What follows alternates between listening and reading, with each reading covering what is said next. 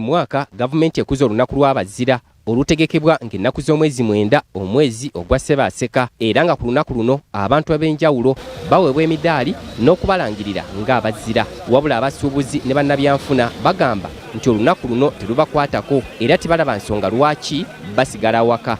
That's also the issue. Medals kize tugaba ku Labor Day, medal kize bagaba ku nakuwa abacha kuba oluusi oyinza osanga omuntu ng'akoledde nnyo abakyala naye nga ye si mukyala kati oligo barecognize ng'omukyala asinze naye abeera muzirene waffe oba omukugu mu byenfuna era akulira ekibiina ekitaba bali mirimu emitonotono ki Federation of Small and Medium Sized Enterprises Uganda, Dr. John Kakungulu wa Lugembe agamba nti gavumenti eve mu kusima bannabyabufuzi bokka. Tubanje abakoze ebirungi mu bizinesi y'abantu gye bakolera wali bannansi kati wano wali abantu abasooka okwegugunga nga baagala bagatteko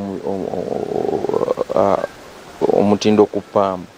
Nze abo bonna okuva myaka gyana nandi batunudde kuba bakola kinene abantu abatandikawo businesses nga bayindi bagenzi.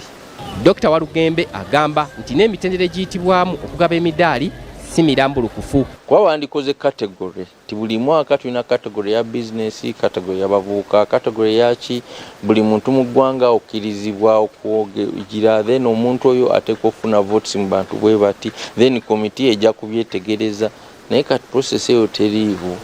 Ebumbuuza munnabisuubuzi kyafunye omudaali naddala ng'ava wano si ba investor naye munnansi kikuzibuwalira omufuna sonze ndowooza enkola eyitibwamu okulonda abazira eteeka okukyuka ne bannansi bagyenyigiremu kaleme kuba ka komiti nga ke katuula eyo ne kanoonya gwe n'ofuna ne mukyalawo n'afuna.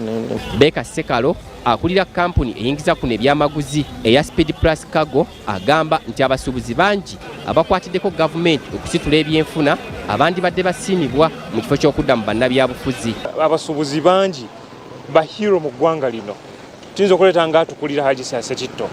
Omusajja oyo alwaniridde nnyo obusuubuzi, agasse nnyo abasuubuzi ne URA, agasse nnyo abasuubuzi ne institutions za gavumenti.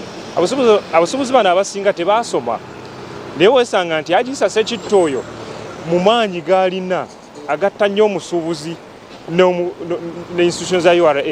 Bano bagamba nti okumenya emidaala gy'abantu ku kkubo nga tebabafunidde wakudda kabonero akalaga nti gavumenti tennalaba bukulu bw'abasuubuzi eri enkulaakulana. Insensitizing ennyo omusuubuzi